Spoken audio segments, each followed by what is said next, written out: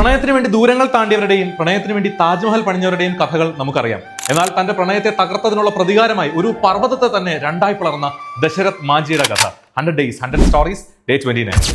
ബീഹാറിലെ ഗയ ജില്ലയിലെ ഗഹലൂർ, അതാണ് മാഞ്ചിയുടെ ഗ്രാമം. വൈദ്യുതി, സ്കൂൾ, ആശുപത്രി തുടങ്ങിയ അടിസ്ഥാന സൗകര്യങ്ങൾ, എന്തിനേറെ കുടിവെള്ളം പോലും കൃത്യമായി ലഭിക്കാത്ത ഒരു ഗ്രാമം.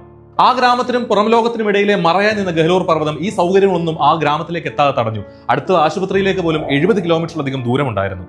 ദശരഥ് മാഞ്ചി തന്റെ ജീവിതത്തിൽ മറ്റെന്തിനേക്കാളും സ്നേഹിച്ചിരുന്നത് ഭാര്യ ഫൽഗുനി ദേവിയായിരുന്നു. ഒരു ദിവസം മലയിൽ പണിയെടുത്തുകൊണ്ടിരുന്ന മാഞ്ചിക്ക് ഭക്ഷണവുമായി വരുന്ന വഴി ഗർഭിണിയായിരുന്ന ഫൽഗുനി ദേവി മലയിൽ നിന്നും ഉരുണ്ട് താഴെ വീണ് പരിക്ക് പറ്റി.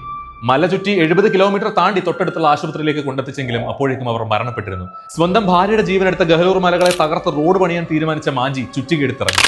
1960 തുടങ്ങി 82 വരെ 22 വർഷങ്ങൾ 360 അടി ഉയരമുള്ള മലകൾക്ക് നടുവിലൂടെ അയാൾ വഴിതെറ്റി. ആശുപത്രിയും സ്കൂളും അടക്കമുള്ള അടിസ്ഥാന സൗകര്യങ്ങൾക്കുള്ള ദൂരം 70 കിലോമീറ്ററിൽ നിന്നും വെറും 10 കിലോമീറ്ററിലേക്ക് ചുരുങ്ങി. Yes, the mountain man of India, Dashrath Manjhi.